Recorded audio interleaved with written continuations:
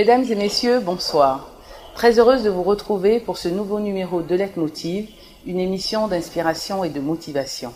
Nous recevons pour vous une figure emblématique du football ivoirien, capitaine de l'équipe nationale pendant des années. Il a connu une carrière riche qui, je suis sûre, fera rêver encore des générations de footballeurs. Cyril Domoro, bonsoir. Bonsoir Corinne. Merci d'avoir accepté notre invitation. C'est un plaisir, c'est beaucoup de plaisir. Je le disais dans l'introduction, tu as connu une carrière exemplaire, aussi bien sûr qu'en dehors des terrains de foot. C'est à l'âge de 11 ans que tu pars en France pour tes études et c'est là que va véritablement commencer ton histoire. Comment se passent tes premières années en France? Les premières années en France, ça se passe comme un jeune qui a 11 ans qui part de la Côte d'Ivoire et qui arrive en France,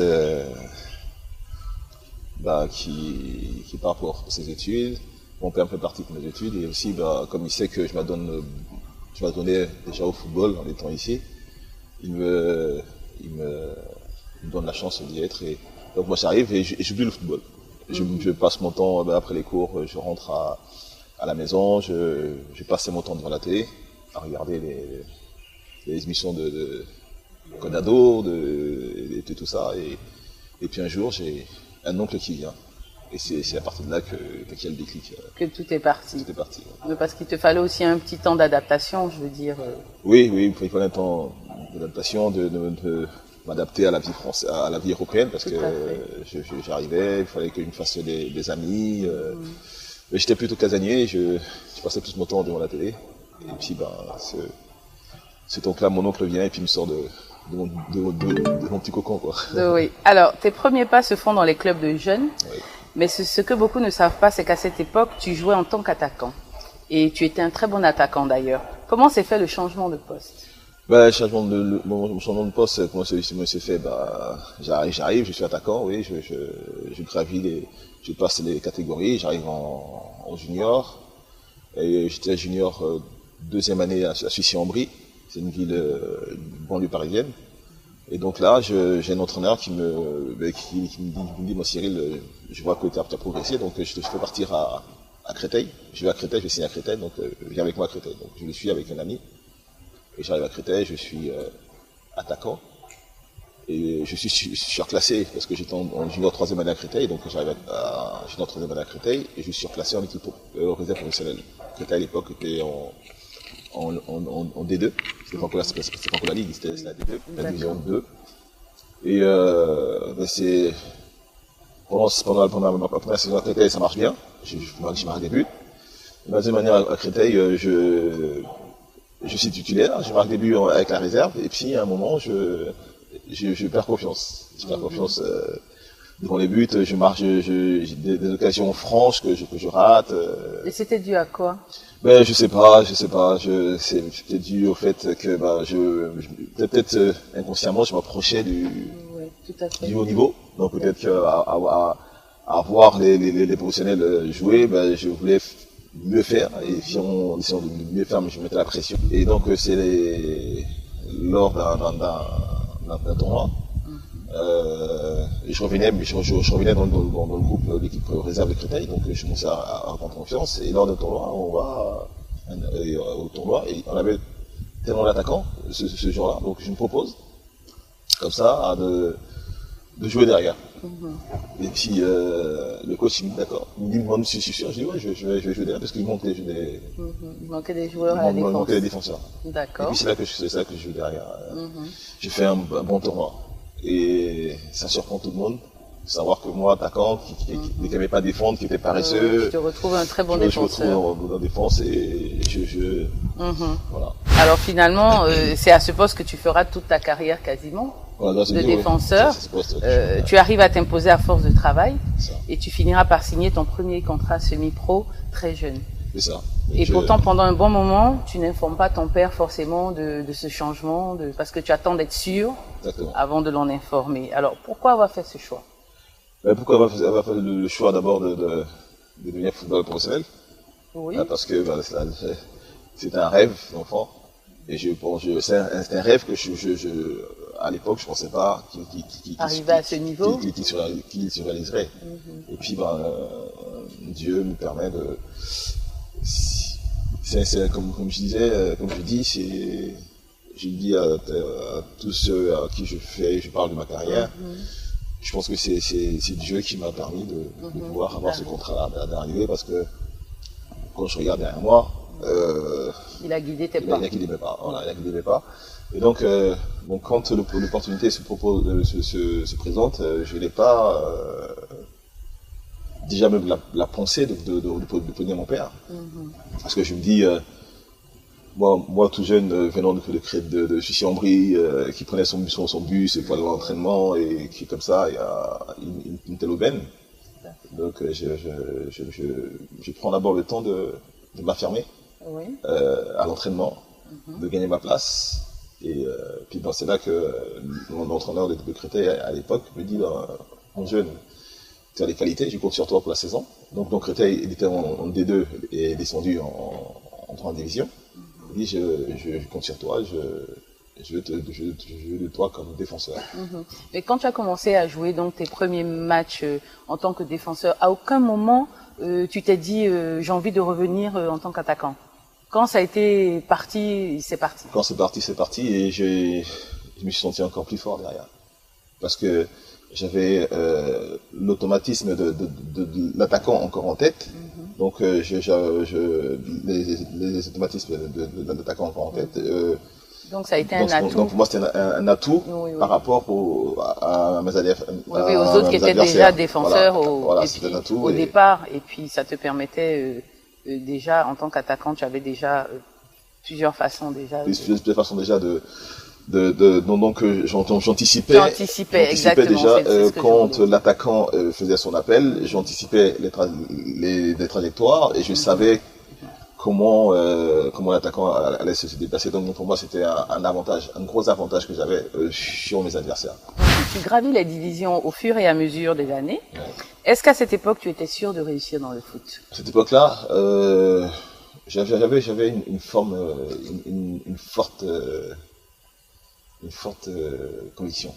C'était de là où je partais, comme je dis, et Dieu m'ayant frayé ce chemin-là, je mettais tout en œuvre pour pouvoir y arriver. Et j'ai déjà par mon alimentation, par mon sérieux, par le sérieux qu'il fallait y mettre, et puis par l'assiduité aux entraînements, parce que c'est important. Un entraînement, je me disais toujours, l'entraînement que j'ai effectué hier, il fallait que la séance du lendemain, je suis encore meilleur. Voilà. Est-ce qu'il t'est arrivé d'avoir des moments de doute? J'ai eu des moments de doute, ouais. J'ai eu des moments de doute quand j'étais à l'Inter de Milan, parce que je ne savais plus, j'ai cumulé blessure sur blessure, et là j'ai douté. Mais sinon, durant ma carrière, j'ai jamais eu de doute. Alors qu'est-ce qui t'a permis de croire jusqu'au bout, quand même? Mais ce qui m'a permis de croire jusqu'au bout, c'est Dieu, le Seigneur m'a pourvu de qualité, et les entraîneurs m'ont permis de les rendre encore plus performants. Et puis j'avais un mental parce que parce que c'est un domaine, je pense qu'il faut vraiment avoir un mental. J'ai jamais un mental d'acier, parce que il fallait être bon sur le terrain, il fallait avoir une vie exemplaire autour du terrain. Il fallait être correct avec tout le monde. Et donc avec tout ça regroupé pour un joueur qui de haut niveau, c'est pas facile. Mais je me suis donné mes parents m'ont inculqué des valeurs. Et ces valeurs-là, pour moi, ont beaucoup compté dans ma carrière. Ils comptent toujours. C'est après l'effort et la persévérance qu'on obtient toujours ce qu'on veut. Rien n'est facile de toutes les façons. Pub. Je suis Aristide Galogbe, ingénieur informaticien. Avant, pour avoir une maison, c'était trop compliqué. Mais aujourd'hui, grâce à OPS Holding, j'ai pu acheter ma première maison dans une cité sécurisée et facile d'accès. OPS Holding SA, promoteur immobilier et constructeur, vous propose des duplex, des villas, des logements sociaux, économiques et standing dans un cadre convivial et sécurisé, à la portée de tous. Vous savez, dans la vie, mieux vaut un petit chez soi qu'un grand chez les autres. OPS Holding, mieux vaut un petit chez soi qu'un grand chez les autres.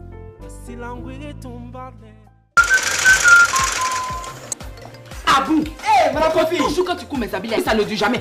Regarde ce que tu as fait. Hein? Ce n'est même pas fait une semaine, c'est déjà défait. Non, madame Kofi, moi je trouve des fils de très bonne qualité. Ça, c'est fil de bonne qualité, ça. Tu connais ce qu'on appelle fil de bonne qualité? Regarde. Regarde ça bien, regarde. À partir d'aujourd'hui, tous mes habits, champions. Les habits de mon mari, champion. Les habits de mes enfants, champion. Tu as compris? Champion. Et oui, exigez le fil à coudre Champion 100% polyester, résistant et garanti, un produit fabriqué en Côte d'Ivoire. Pub.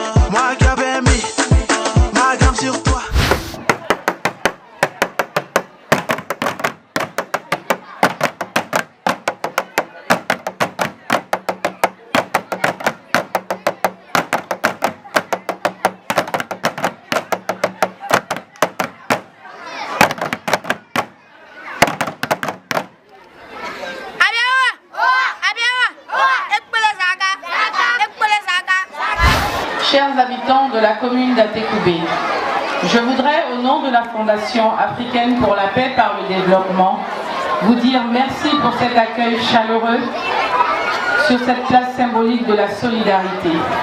En ces jours de fête et de célébration, nous avons tenu à honorer le travail accompli par la municipalité d'Atekoubé en offrant ces repas en cette veille des fêtes. Je me félicite du soutien et de l'enthousiasme de toutes les parties prenantes qui ont contribué généreusement à l'organisation de cet événement.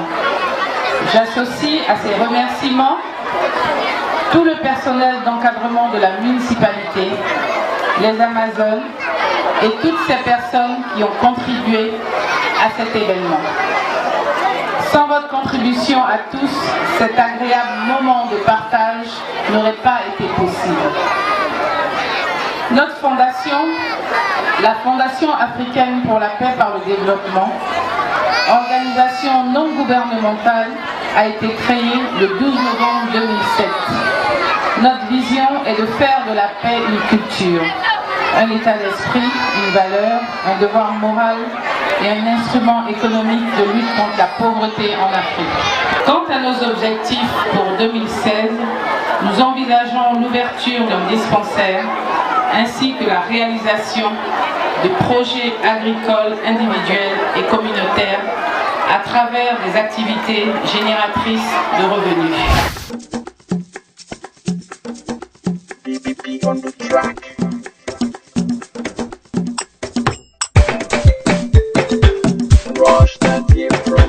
Yeah, come on, here we go.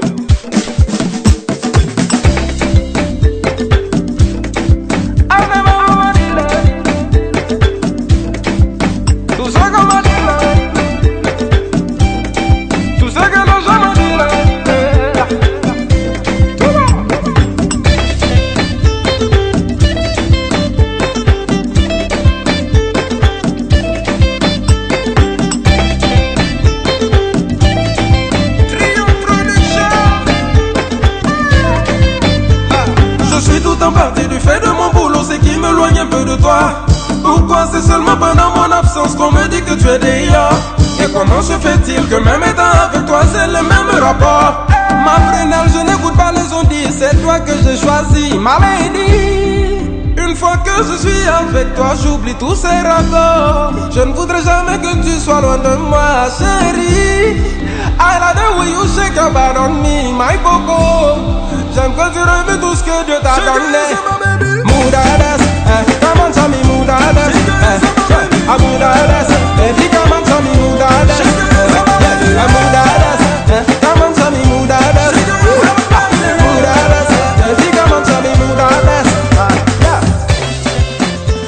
Nous sommes aujourd'hui dans la commune d'Atekoubé pour distribuer des repas aux familles démunies. Ce concept s'appelle les maquis du cœur. Alors, la première édition s'est tenue dans la commune de Port-Boué, où ça s'est très bien passé. Et aujourd'hui, nous sommes dans la commune d'Atekoubé et nous espérons que les prochaines éditions, nous serons dans plein d'autres communes d'Abidjan et ensuite nous irons à l'intérieur du pays. Nous attendions 3000 personnes et nous avions prévu 3200 et quelques repas. Malheureusement, la totalité des personnes ne sera peut-être pas là, mais satisfaite de voir le bonheur qui se traduit sur le visage de tous ces enfants qui sont là et avec qui on partage un super repas. On a eu l'idée de créer les maquis du cœur parce que je trouvais que les restos du cœur en France, créés par Coluche, c'était une très bonne action. Et j'avais envie que ici, sur le continent africain où il y a beaucoup de pauvreté et de famine, justement recréer un peu ce même concept. Je lance un appel donc à tous les partenaires et à tous les sponsors et je leur dis d'abord merci d'ailleurs, mais qu'ils soient de plus en plus nombreux parce que les enfants sont l'avenir de notre pays et pour qu'ils soient de grands hommes intellectuels ou de grandes femmes intellectuelles, il faut qu'ils mangent bien. Donc il faut qu'on leur fasse des repas équilibrés, donc avec des féculents, des légumes et de la viande. Alors je demande à tout le monde d'essayer de faire un effort pour pouvoir aider justement la Fondation africaine pour la paix par le développement à toujours faire plus.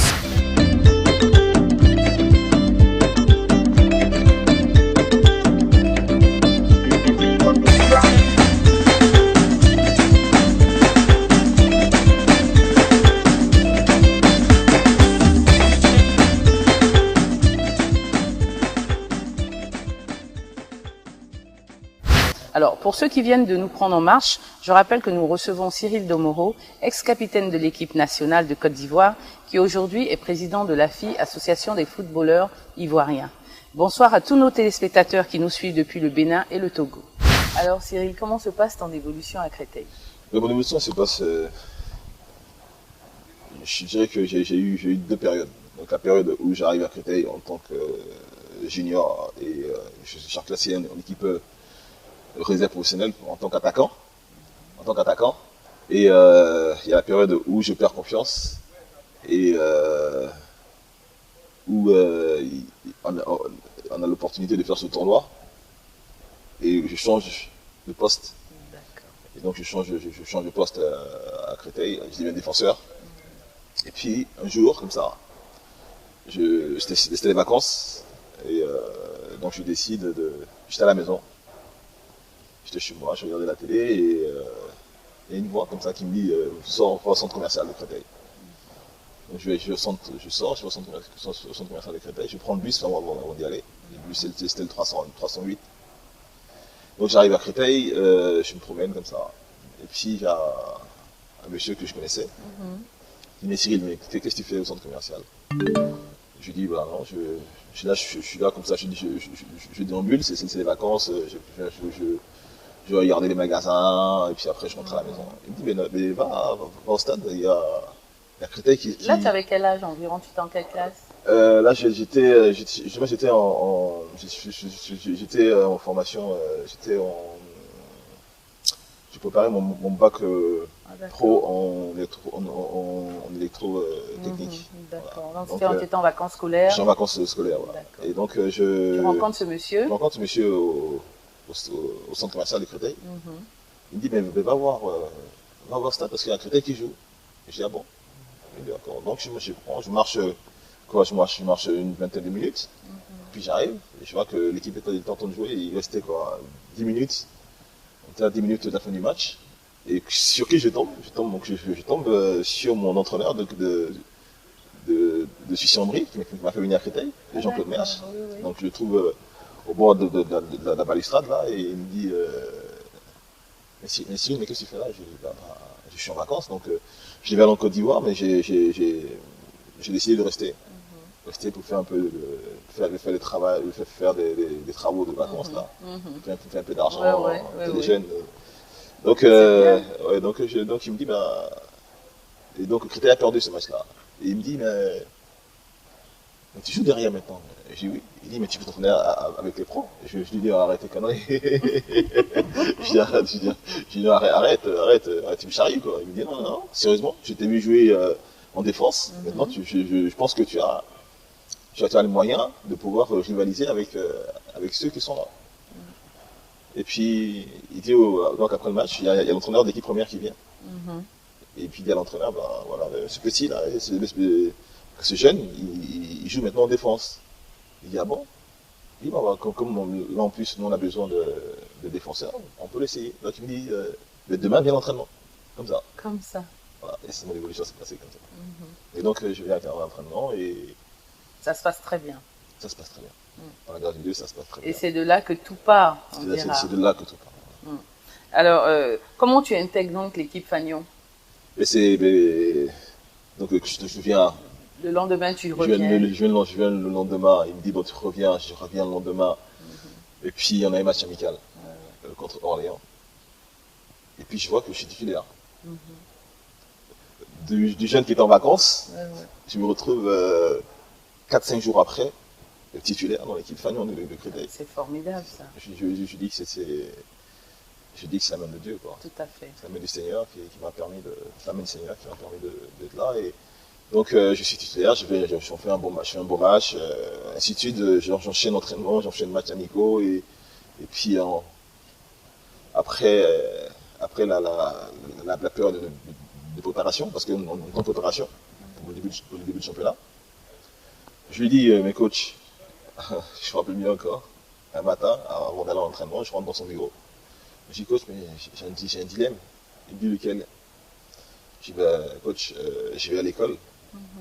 Je voulais justement te poser la question, si à aucun moment le foot a eu une emprise sur tes études, comment ça s'est passé? Tu es arrivé à gérer tes études et en même temps? Je suis allié études de football, parce que j'allais à l'école dans la journée, et puis le soir, après les cours, les séances d'entraînement se faisaient à partir de 20h, donc 18h, 20h. Donc je finissais les cours, je prenais le transport pour aller à l'entraînement, et puis de l'entraînement, je rentrais à la maison, je mangeais, je me reposais, le lendemain je partais au cours. Et non, ça justement, ça me sert aujourd'hui parce que beaucoup de jeunes pensent qu'il fallait mettre d'abord le football avant les études. Moi, je dis à mes jeunes dans le centre de formation qu'il fallait d'abord mettre les études avant le football. Bien sûr, parce qu'après une carrière de footballeur... Parce que la carrière de footballeur, il peut s'arrêter du jour au lendemain.